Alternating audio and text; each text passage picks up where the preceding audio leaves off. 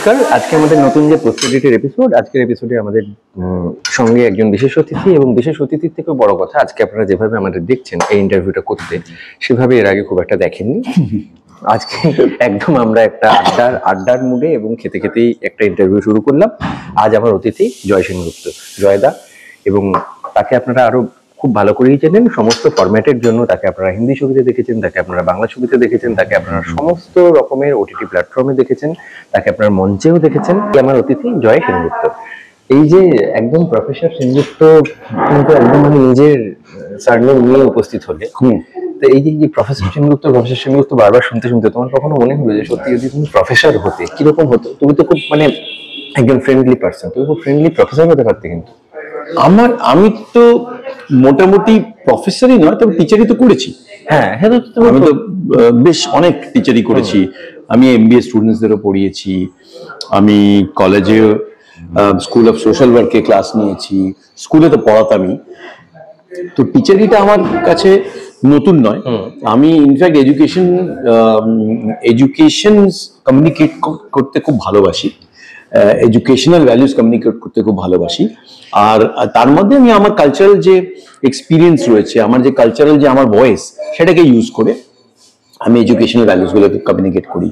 সেখানে art appreciation আসে, culture appreciation আসে, সেখানে হিস্ট্রি অ্যাপ্রিসিয়েশন আসে, সেখানে রাজনৈতিক চেতনার কথা চলে আসে, সেখানে ফিলোসফিক্যাল ইন্টেন্ট আর কন্টেন্ট চলে আসে, সবকিছু চলে আসে আমার। আমি যেভাবে পড়াই কি পড়িয়ে থাকি, আমি লিটারেসি প্রজেক্টের সঙ্গে প্রচুর লিটারেসি প্রজেক্টের সঙ্গে ইনভলভ ছিলাম, লিটারেসি মিশনের হয়ে অনেক ওয়ার্কশপ নিয়েছি। কাজেই প্রফেসর সেনগুপ্তটা ঠিক ভুল ওই নয়, টাইটেল নয় সেদিক দিয়ে দেখতে গেলে। আর আরেকটা কথা, যে তুমি যে এতগুলো মিডিয়ামে কাজ করো, হ্যাঁ, তুমি মানে একটা টাইমে আমরা নিজেরা বন্ধুদের মধ্যে বলা বলি করতাম, মানে তুমিও জানো, তাদের সঙ্গে অনেকের সঙ্গে তুমি কাজও করেছো, যে জয়দা বোধহয় মানে ফ্লাইটেও মান্থলি করা জয়দা যা এই যে তোমার কন্টিনিউয়াস যে জার্নির একটা প্রসিডিওরের মধ্যে তুমি থাকো, কত মানুষ তো থাকেন যারা হয়তো একটা আউটডোরে গেলেন, এসে তাদের জেট ল্যাগ, তাদের এটা ওটা, তুমি এইরকম একটা এরকম থাকো কি করে? তোমার আলাদাই এনার্জি। একটা তো যেটা লোকে বলে ঈশ্বর প্রদত্ত বলে, হ্যাঁ, যেটা বাই বার্থ, সেটা হচ্ছে আমার মধ্যে এনার্জিটা চিরকালই ছিল, এখনো এনার্জি শেষ হয়নি, হয়তো আগে গিয়ে শেষ হয়ে যাবে। দ্বিতীয়ত আমাকে চাঙ্গা করে কাজ, আমি কাজ করলে আমি খুব চাঙ্গা থাকি। তৃতীয়ত যে কোনো ক্রিয়েটিভ জিনিস আমাকে খুব টানে, আমি তার জন্য সব রকম স্যাক্রিফাইস করতে রাজি। ঠিক আছে, একটা যদি ফেস্টিভ্যাল হয়, ফিল্ম ফেস্টিভ্যাল হয়, সেটার রেয়ার ছবিগুলো দেখার জন্য আমি যা খুশি করতে পারি, যেখানে খুশি যেতে পারি। একটা যদি দুর্দান্ত নাটক হয়, সেটা যেখানেই হোক না কেন, তার একটা টিকিট যদি আমি ম্যানেজ করতে পারি, আমি ওখানে পৌঁছে যাব। তার জন্য আমাকে যদি 2 ঘন্টা লাইন দিতে হয় বাইরে, সে আমি লাইন দিয়ে দেখবো। আমার এই সময় কোনো চাপ নেই। আমি হয়তো একটা শহরে কাজ করছি, আবার অন্য শহরে যেখানে বম্বে ফেরত যাব, সেখানে রাত্রিবেলা পৃথিবী থিয়েটারে একটা নাটক আছে যেটা এসছে কর্ণাটকা থেকে, আমি সেই টিকিটটা আগে থেকে কেটে রেখে দিয়েছি। আমি দিনের বেলা কলকাতায় শুট করলাম, কি যেখানে শুট করলাম, দুপুরের ফ্লাইট ধরলাম, বিকেলে গিয়ে ল্যান্ড করলাম, ব্যাগটা রাখলাম, কিংবা ডাইরেক্টলি পৃথিবী থিয়েটারে গিয়ে আমি নাটক দেখতে পারি। কেননা সেটা আমার কাছে ক্লান্তিকর ব্যাপার নয়, সেটা আমার কাছে এনার্জাইজিং ব্যাপার। আর্ট কালচার আমার কাছে একমাত্র সিভিলাইজেশনাল মিডিয়াম কি ফ্যাক্টর বলতে পারো। আমি মনে করি মানুষ সভ্য হয় যখন তার মধ্যে আর্ট এবং কালচার ঢোকে। আমরা তো জানি যে কেভ পেন্টিং করতো আদি মানব, সেখান থেকে আমরা সিভিলাইজেশনের একটা ছোঁয়া পেয়েছি। আমরা জানি যে যখন তারা ক্লে পট বানাচ্ছে, সেখানে সিভিলাইজেশনের আরেকটা ছোঁয়া পেয়েছি। তারপর আমরা জানি যে সেই আর্বান পট কি কপার পটের মধ্যে যখন পেন্টিং করছে, তখন সিভিলাইজেশনের আরেকটা ছোঁয়া পেয়েছি। এই সৌন্দর্য যোগ করা, জীবনে সৌন্দর্য যোগ করা, মানুষের মনের মধ্যে সৌন্দর্য ঢোকানো, এটা হচ্ছে আর্ট কালচারের যাকে বলে পারপাস। আর সৌন্দর্য দিয়েই মানুষ সভ্য হয়। মানুষ সভ্য তো ভায়োলেন্স দিয়ে হতে পারে না, তাই না? সৌন্দর্য দিয়েই মানুষের সভ্যতা শুরু হয়। গয়না বলো, জামা কাপড় বলো, পেন্টিং বলো, সব সৌন্দর্যর প্রতীক। আর এইখানে আমি তোমার একটা কথা জিজ্ঞাসা করি যে অনেক অভিনেতা যারা ধরো প্যারালালি বাংলায় কাজ করতে করতে মুম্বাইতে গিয়ে কাজ করছেন বা কিছু, তাদের একটা টাইমের পরে বাংলায় আসার একটা অনীহা দেখা দেয়। কয়েকজন আছেন তারা রেগুলার দুদিকেই কাজ করেন, আর তোমার এক্সপোজারটা মেনলি শুরুই হচ্ছে হিন্দির জায়গা থেকে। তাই অনেকটা ফেসিলিটি, অনেকটা বাজেট, সমস্ত দিক থেকেই সেই জায়গাটা তো এক্সট্রা অনেক কিছু পাওয়া যায়, যেটা এখানে খুব কনস্ট্রেন্টের মধ্যে কাজ করতে এখন। তো অনেকেই তো ফিরতে চান না, ঠিক, কিন্তু তুমি এই যে কন্টিনিউয়াস বাংলায় যখনই তুমি সুযোগ পেয়েছো বাংলায় এসে কাজ করছো, হিন্দিতে যখন, আবার তো হিন্দিতে এমনও নয় যে তুমি হিন্দিতে কাজ পাচ্ছ না বলে বাংলায় আসছো, হিন্দিতে যত বড় বড় ওটিটির বড় বড় সিরিজ তুমি করছো, তো তোমার কখনো মনে হয় না যে ওই রকম একটা ল্যাভিশ অ্যাম্বিয়েন্স সমস্ত কিছুর মধ্যে কাজ করে, সেখানে তো একজন অ্যাক্টর অনেক বেশি প্যাম্পার্ডও, তো সেইটার পর তুমি যখন এখানে আসছো তোমাকেও একটা অনেক কিছু অ্যাডজাস্ট করতে, আমি শুধু মনিটারি অ্যাডজাস্টমেন্টের কথা বাদ দিচ্ছি, তোমার তখন কখনো এটা মনে হয় যে মানে কি এইটা কেন হচ্ছে, বা এবার একটু এখানে কমাই, ওখানেও তো তুমি থাকলে ওখানেও সেই সময় অন্য কাজও পাবে। দেখো, আমি ক্রিয়েটিভ কাজটাকে কমফর্টের পয়েন্ট অফ ভিউ থেকে দেখি না। ক্রিয়েটিভ কাজ, যে কোনো ভালো ক্রিয়েটিভ কাজ করতে হলে, যে কোনো আর্টিস্টিক কাজ করার পেছনে একটা স্ট্রাগল থাকে, ঠিক আছে? সেটা বানানোর স্ট্রাগল থাকে, মানুষের কাছে নিয়ে যাওয়ার স্ট্রাগল থাকে, স্ট্রাগল থাকবেই থাকবে, বড় বাজেট হোক কি ছোট বাজেট। হ্যাঁ, বাজেট না থাকলে স্ট্রাগলটা বেশি বাড়ে। হ্যাঁ, কিন্তু তার মানে এই নয় যে তাতে ক্রিয়েটিভিটি নেই। আমার কাছে মূল হচ্ছে কাজটা কতটা ক্রিয়েটিভ, চিন্তা ভাবনাটা তার পেছনে কতটা গভীর, আর কমিউনিকেশন যেটা হবে সেটা কতটা এফেক্টিভ, এটা আমার কাছে মূল কথা। তারপর কাজটার রিসোর্স কি আছে, রিসোর্স অ্যালোকেশন, সেটা আসছে। এখন অবশ্যই যারা নিজের ছোট্ট জায়গা থেকে কাজ করছে, নিজের পকেট থেকে টাকা লাগাচ্ছে, বন্ধু বান্ধবের পকেট থেকে টাকা লাগাচ্ছে, ছোট্ট কোনো একজন প্রডিউসারের হাত পা ধরে টাকা নিয়ে বানাচ্ছে, তাদের কাছে টাকা কম, সেই টাকার মধ্যে অপটিমাম রিসোর্স তাদের তৈরি করতে হবে কাজে। কলাকুশলী দিয়ে তার ততটাই টাকা দিতে পারবে আমি জানি। হয়তো কিছু কলাকুশলী আছে, ক্রাফটসম্যান, টেকনিশিয়ানস, যারা আমার থেকে অনেক বেশি খাটছে কিন্তু অনেক কম টাকা পাচ্ছে, সেটাও আমি জানি।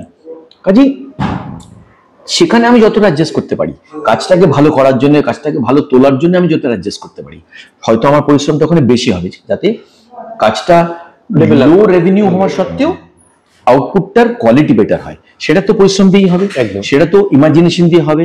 তো সেখানে আমার ইমাজিনেশন, আমার পরিশ্রমটা বেশি। বম্বেতে যেহেতু রিসোর্স বেশি, কমফর্ট বেশি, লাক্সারি বেশি, প্রচুর ম্যান পাওয়ার, যে সবাইকে কমফোর্টেবল করছে। এক একজন অ্যাক্টরের জন্য এক একটা ডিরেক্টর অ্যালোটেড রয়েছে, এক একটা ভ্যান এক একজন অ্যাক্টরের জন্য অ্যালোটেড রয়েছে, একটা পুরো ভ্যান মেকআপের জন্য অ্যালোটেড রয়েছে, ফ্লোরেও তোমার কমফোর্টের জন্য সব রকম রয়েছে।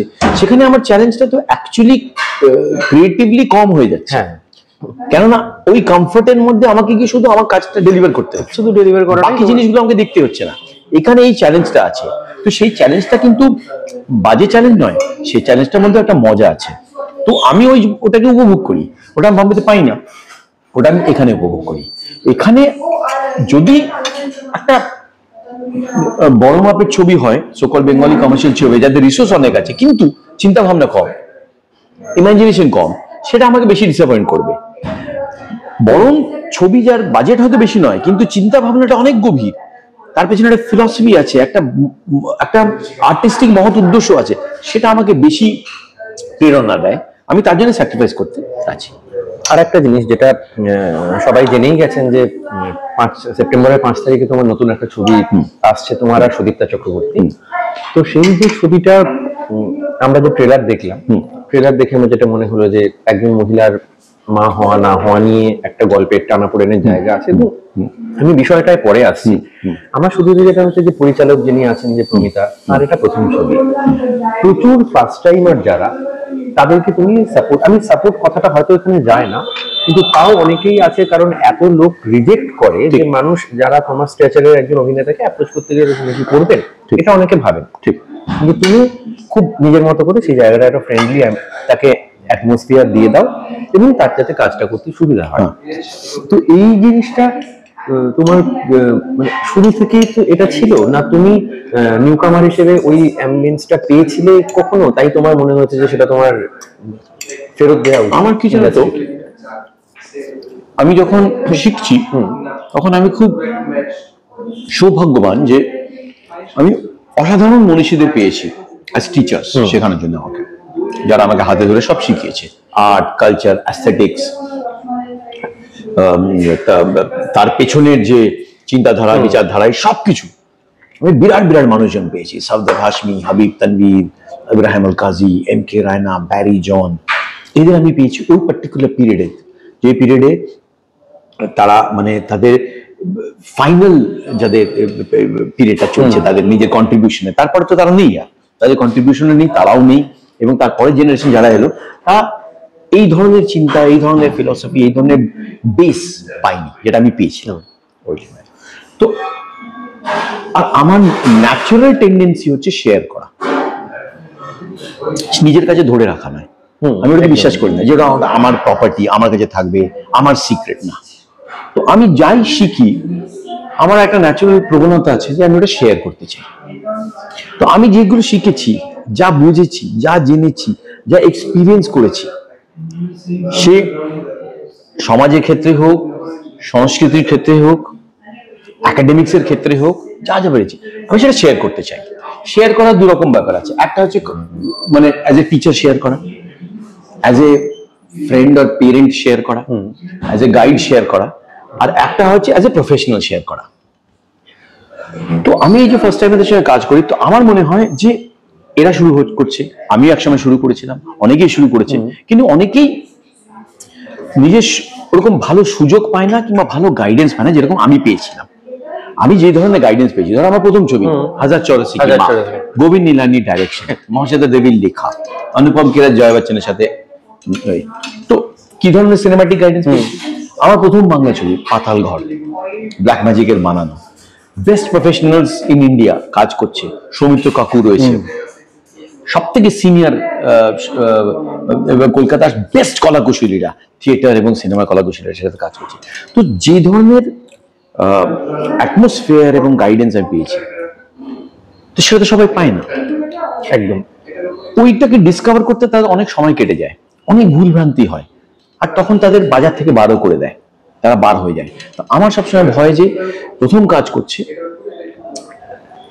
যে ভুলভ্রান্তিগুলো লোকে করতে করতে শেখে, আমি যদি সঙ্গে থাকি হয়তো কম হবে, সেগুলো হয়তো বেটার কাজ করতে পারবে, এই আশা ভরসা নিয়ে আমি করি। সবসময় যে সাকসেসফুল হয় তা তো নয়, বরং আমি বলবো 50 to 60% টাইম ফেইলিয়ার হয়। কেননা হয়তো সে শিখতেই চায় না, হয়তো সে নিজেই শর্টকাট কাজ করতে চায়, হয়তো তার উদ্দেশ্য অন্যরকম ছিল, এটার পেছনে টাকা করা ছিল, ভালো কাজ করা না, এর উদ্দেশ্য ছিল। কিন্তু আমার প্রচেষ্টা আমি সততার সঙ্গে শেয়ার করতে চাই, যে আমার এক্সপিরিয়েন্স যদি আমি তার মধ্যে লাগাতে পারি, আমার ক্রাফট যদি আমি তাকে দেখাতে পারি, একটা ছবি বানানোর পরে তার কি কি এভিনিউজ আছে সেটা যদি তাকে আমি আগে থেকে গাইড করতে পারি, ছবি বানানোর সময় কি প্রসেসেস থাকে সেটা যদি আমি তাকে গাইড করতে পারি, তাহলে তো আমারও ভালো হবে। কেননা একজন নতুন ভালো ডাইরেক্টর ইন্ডাস্ট্রিতে আসবে, বাজারে আসবে, আরো কয়েকটা ভালো ছবি বানাবে, আমি দেখতে পারবো, কাজ করতে পারবো। তো এই যে ব্যাপারটা, এই যে শেয়ারিং ইজ কেয়ারিং ব্যাপারটা আমার মধ্যে, এটা ন্যাচারাল প্রবণতা আছে, আমি এটাকে স্ট্র্যাটেজি হিসেবেও দেখি না, রয়েছে, কিন্তু এটা লেগে গেলে খুব ভালো হয়।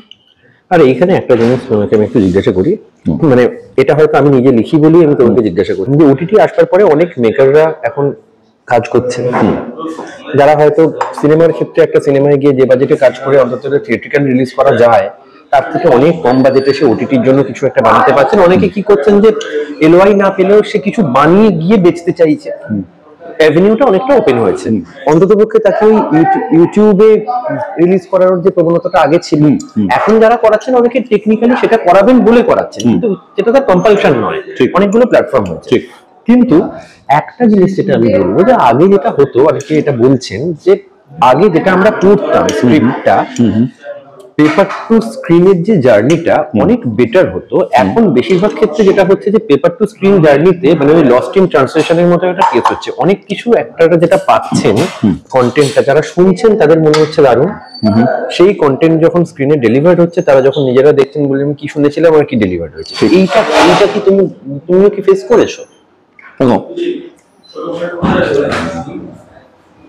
ওটিটি আসার পরে শুরুতে যে অ্যাটমসফিয়ারটা তৈরি হয়েছিল ক্রিয়েটিভ অ্যাটমসফিয়ার, সেটা এখন আর নেই। ইন দি বিগিনিং যখন ওটিটি এসেছিল, OTT was trying to B different from TV and cinema. কিভাবে? সিনেমাতে শুধু মার্কেটের চাপ, বাজারে চাপে প্রচুর কম্প্রোমাইজ, প্রচুর সিম্পলিফিকেশন হতো, ডিস্ট্রিবিউশনের প্রচুর ব্লকেট ছিল, অনেক প্রবলেম হতো, তাই তো? টেলিভিশনে কি ছিল? টেলিভিশনের টার্গেট অডিয়েন্স হয়ে গেছিল একটা শ্রেণীর মানুষ, বিশেষ করে হাউসওয়াইফ, এই ওই।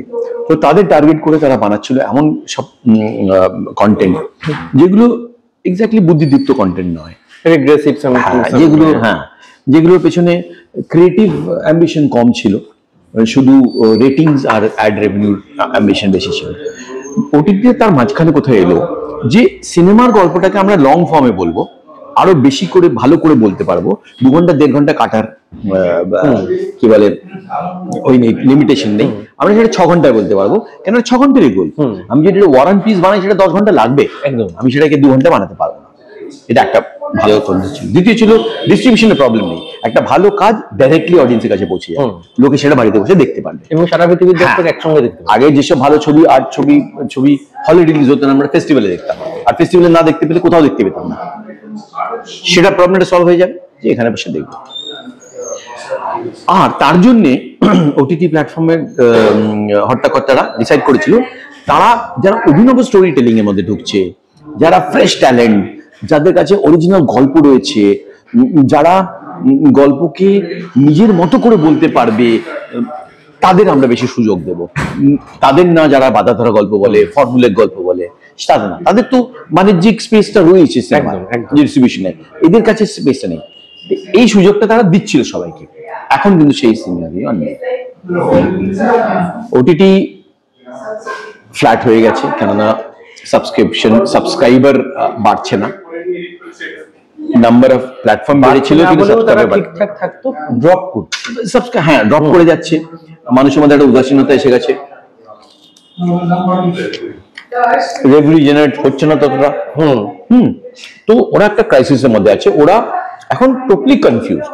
একদিকে ওরা পুরো বাণিজ্যিক বানানোর দিকে ঝোঁকের দিকে চলে গেছে, একটা দিক সেটা হচ্ছে যে যারা কমার্শিয়াল ছবি বানায়, কমার্শিয়াল সাকসেসফুল প্রডিউসার, তাদের দেবো, তারা বানিয়ে দেবে আমাদের কমার্শিয়াল সাকসেসফুল কাজ। অন্যদিকে ওরা যে টিভির অডিয়েন্সকে অডিয়েন্স আনতে চাইছে, টিভি যে মাস অডিয়েন্স, তাদের আনতে হলে তোমার কাজটা আরো কম্প্রোমাইজ রিগ্রেসিভ করতে হবে, লং ফর্ম করতে হবে, এতটা সিম্পলিস্টিক করতে হবে যাতে একদম সব রকম মানুষ সেটাতে বসে খেতে পারে, ধরে হচ্ছে। হ্যাঁ, তো এই দুটো দিক চলে এসছে, একটা বাণিজ্যিক ছবির দিক, একটা টেলিভিশন দিক। তো যে অভিনব স্টোরি টেলিং, অভিনব ব্যাপারটা ছিল, সেটা আস্তে আস্তে ওটিটি থেকে চলে যাচ্ছে। কাজেই ক্রাইসিস এখন অত সিম্পল না, ক্রাইসিস অনেক বড় হয়ে গেছে। তার মধ্যে কিছু লোকে চেষ্টা করছে তবুও এই কম্প্রোমাইজের মধ্যেও নিজের মতো করে কিছু গল্প। যেমন তুমি যেটা বললে সেটা সত্য ধরে আমি বলি, রিসেন্টলি একটা জিনিস যেটা দেখছি, ওটিটি তো সম্পূর্ণ একটা আলাদা জায়গা থেকে তৈরি হওয়ার কথা ছিল এবং তারা অন্য রকমের কথা বলবে, সেটা ঠিক ছিল। রিসেন্টলি যেটা হয়েছে যে তোমার টিস্যু পেপার দেবে ভাই, রিসেন্টলি যেটা হয়েছে যে তোমার যখন সে একটা সিনেমা ওটিটিতে যখন যাচ্ছে, ওটিটি আগে দেখছে যে সিনেমাটা তোমার থিয়েট্রিক্যালি কতটা হিট করছে, তারপরে সে সেই সিনেমাটাকে নিচ্ছে। এবার তুমি থিয়েট্রিক্যাল জায়গাটা দেখবে বলে তো তুমি প্ল্যাটফর্মটা তৈরি করোনি, কিন্তু আজ তুমি হঠাৎ করে এসে কিন্তু এরকম ডিপেন্ডেন্ট হয়ে গেল থিয়েট্রিক্যালের উপর। তার মানে ওটিটির যেটা একটা টাইমে যেটা ওয়েব ফিল্ম হচ্ছে, যেটা ওটিটির যেটা আমি বলবো যে একটা এজ ছিল অন্যদের উপর, যে তোমরা যেটা হলে দেখতে পাচ্ছ না, কি পাবে না, যে ছবির জন্য তোমরা দেখার তোমাদের উৎসাহ ছিল, কিন্তু তোমাদের যে প্ল্যাটফর্ম ছিল না, তোমরা সেটা দেখতে পাচ্ছ। এই যে একটা অ্যাঙ্গেল ছিল, যেটা আমি বলবো যে ওদের একটা, এটা মানে ওদের একটা উইনিং একটা রান ছিল, সেটা কম্প্রোমাইজ হয়ে গেল। এখন কমার্শিয়ালি যেটা বাইরে হলে সাকসেসফুল হবে সেটা নেওয়া একটা সেফ খেলা। তার মানে ওরা বলছে যে কমার্শিয়ালি ছবিটা হলে গিয়ে প্রচুর লোকে দেখেছে, কিন্তু তারা আরো প্রচুর লোক দেখতে পায়নি, তারা এখানে ওটাকে দেখার জন্য উৎসুক থাকবে যে ও হলে মিস করেছি এখানে দেখি। কিন্তু যে একটা মানে নিশ অডিয়েন্স যেটা সে তৈরি করেছে, শুধু সেটা অডিয়েন্স নয়, জেনারেল অডিয়েন্সও যেটা হারিয়ে ফেলছে কিংবা ফেললো, সেটা হচ্ছে যে নতুন প্রজন্মের ডাইরেক্টর, ফ্রেশ পার্সপেক্টিভের ডাইরেক্টর, ক্রিয়েটিভ রাইটার, অরিজিনাল কিছু ভয়েসেস, এদের সবাইকে ছড়িয়ে দেওয়া হলো। শুধু ট্রাইড অ্যান্ড টেস্টেড, তাও commercially tried and tested market প্লেয়ার্সদের নেওয়া হচ্ছে। তার মানে ওটিটি এখন শুধুই representation of market, not representation of innovation. ফলে যেটা হচ্ছে যে অনেক, মানে আমি নাম না করেই বলছি, তুমি নিশ্চয়ই জানো যে তোমার অনেক কলিগ যারা এখন বলছেন রীতিমতো যে ওটিটি যখন শুরু হয়েছিল তখন থেকে ওটিটিকে দাঁড় করালাম আমরা, আজকে তুমি এসে রেড কার্পেটটা বিছিয়ে দিচ্ছ স্টারেদের সামনে, যারা সো কল স্টার, সেটা তারাও খুব ভালোভাবে নিচ্ছেন না। আজকে যেরকম একটা বিজ্ঞাপন ওটিটিতে কোনো একজন সুপারস্টার এদের করা হয়, সেই বিজ্ঞাপন তো সত্যি একজন অ্যাক্টরের জন্য করা হচ্ছে না, কিন্তু উচিত ছিল, কারণ তারাই প্ল্যাটফর্মটাকে দাঁড় করে। তো এর ফলে কি হচ্ছে যে ইন্ডিয়ার তাহলে যে আমার কন্টেন্ট জেনারেশনের যে সিনারিও, সেই সিনারিওটা কি কোনো এক জায়গা থেকে আবার একটা মানে ট্র্যাকলেস হয়ে যাচ্ছে? দেখো, ক্রাইসিস ক্রিয়েটিভ ফিল্ডে সবসময় হয়, সবসময় থাকবে। একটা ভালো পিরিয়ড আসে, সেই পিরিয়ডে শেষ হয়ে যায়। একটা পিরিয়ড আসে মিডিওকার পিরিয়ড, তারপর একটা পিরিয়ড আসে ডার্ক পিরিয়ড, তারপর আবার একটা চেঞ্জ আসে। এটা হচ্ছে সাইকেল। আমরা যখন দূরদর্শন শুরু হয়েছিল, দূরদর্শনের ফিকশন শুরু হয়েছিল, একটা গোল্ডেন পিরিয়ড দেখেছিলাম টেলিভিশন। বাবা, শ্রেষ্ঠ কাজ, শ্রেষ্ঠ সিনেমা সব দূরদর্শন দেখানো হতো। National award winning, international award winning cinema, অসাধারণ ন্যাশনাল অ্যাওয়ার্ড উইনিং ডাইরেক্টররা সিরিয়াল বানাচ্ছে তখন, সেই সিরিয়ালগুলো আমরা বসে ওখানে দেখছি, অসাধারণ সব কাজ। তারপর যখন স্যাটেলাইট টেলিভিশন শুরু হলো, এবার মৃণাল পর্যন্ত তোমার এপিসোডিক ভাবে শ্যাম বেনেগল বানিয়েছে, গোবিন্দ নিলানি, সবাই। তারপর স্যাটেলাইট টেলিভিশন শুরু হলো, যেটাকে প্রাইভেট টেলিভিশন বলে। সেখানে ওরা ইউথ মার্কেটকে টার্গেট করে কিছু কাজ করতে লাগলো। সেটার মধ্যে একটা ফ্রেশনেস ছিল, একটা অন্য ধারার কাজ ছিল, আর একটু মডার্ন, আর একটু যাকে বলে স্মার্ট, হ্যাঁ, আরেকটু তোমার সাটল কাজ আসতে শুরু করেছিল স্যাটেলাইট টেলিভিশনে 90s এ। ওখানে প্রাইভেট চ্যানেল চলছিল। তারপর সেই স্যাটেলাইট টেলিভিশন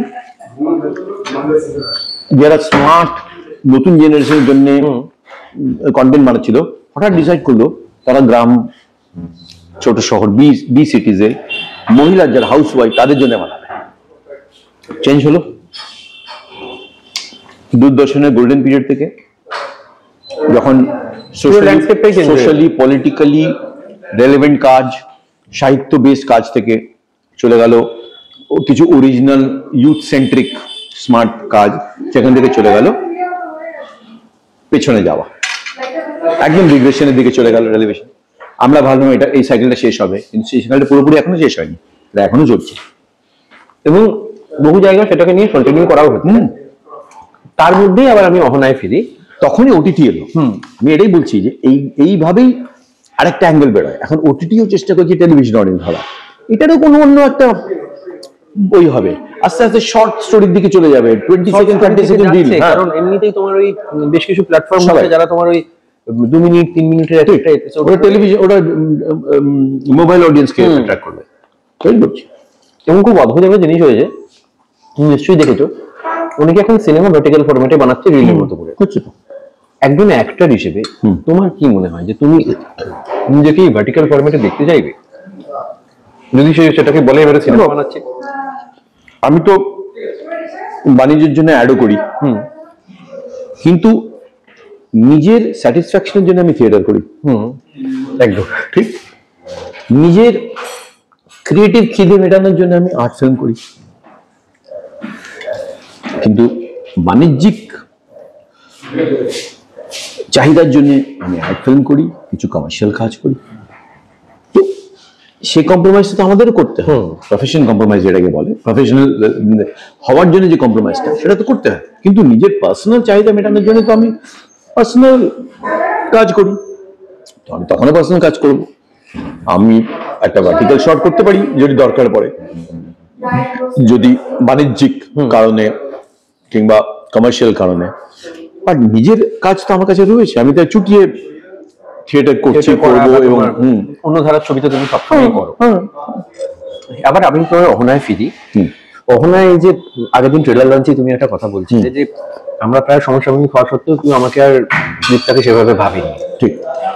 এই যে সুদীপ্তাদির মতো একজন অভিনেত্রী যে মঞ্চ থেকে সমস্ত প্ল্যাটফর্মকে দাপিয়ে বেড়ান, সুদীপ্তাদি আমাদেরকে একটা ইন্টারভিউতে বলেছেন যে আমি এখন আমার ছবিকে বেশি প্রমোট করছি কারণ Ahona is the third film যেটা আমার এত বড় ক্যারিয়ারে যেটা আমি লিড করছি। ঠিক, মানে খুবই আনফরচুনেট ব্যাপার যে সুদীপ্তাদির মতো একজন অভিনেত্রী, তো সুদীপ্তাদিকে পাশে নিয়ে যখন তুমি অভিনয় করছো, এটা সচিন সৌরভের জুটির মতো, মানে দুজন ওই রকম দুজন অভিনেতা থাকলে এটা এক্সট্রা মানে একটা তো আলাদা কমফোর্ট জোন কাজ করে, সেইটা তোমরা কতটা এনজয় তো নিশ্চয়ই করো, মানে সেটা তোমাদের লেভারেজটা কি দেয়? দেখো, অভিনয়, সিনেমা অভিনয় তিনটে দিক আছে। থিয়েটারে মহড়া হয়, থিয়েটারে গ্রুপ কেমিস্ট্রি তৈরি হয় রিহার্সালের থ্রুতে, ওয়ার্কশপের থ্রুতে।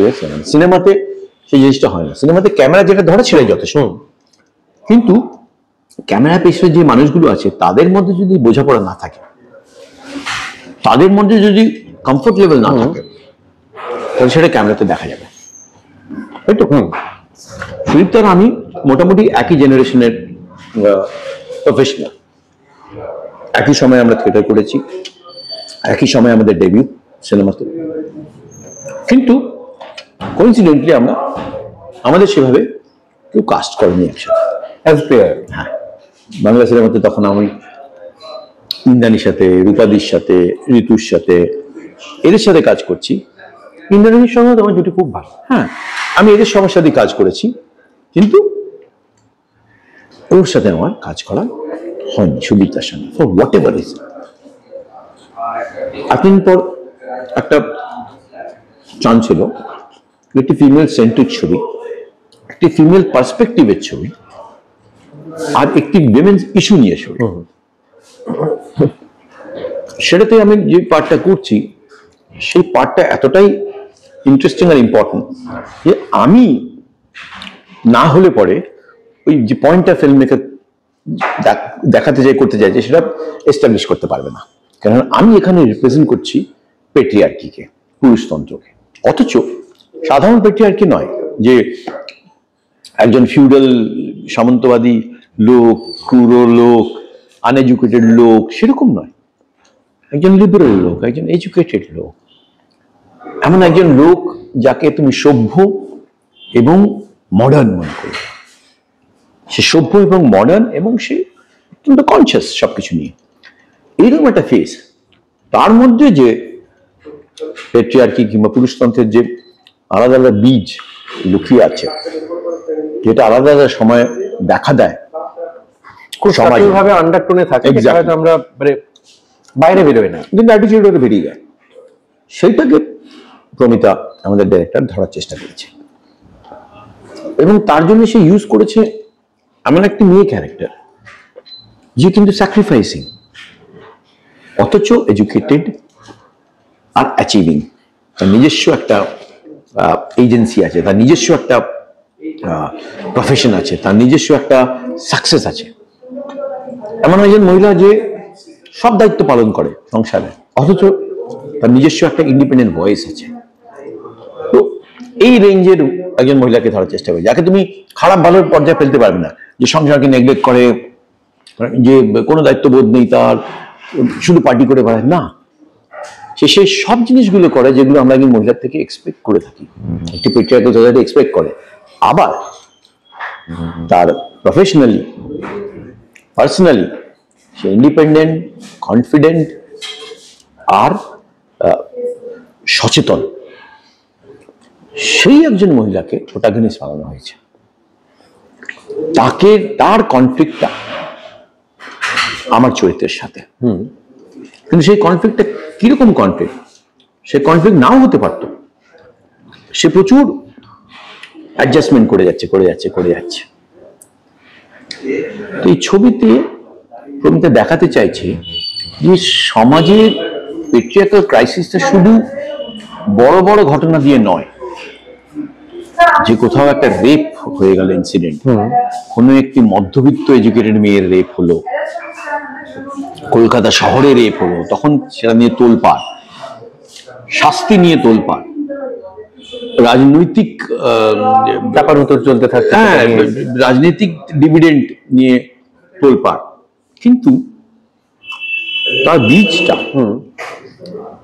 যে পুরুষতন্ত্র, যে পেট্রিয়ার্কি, এটা ঘরে ঘরে, বাড়িতে বাড়িতে, একটা বেডরুমে লুকিয়ে আছে, সেইটাকে কেউ অ্যাড্রেস করে না।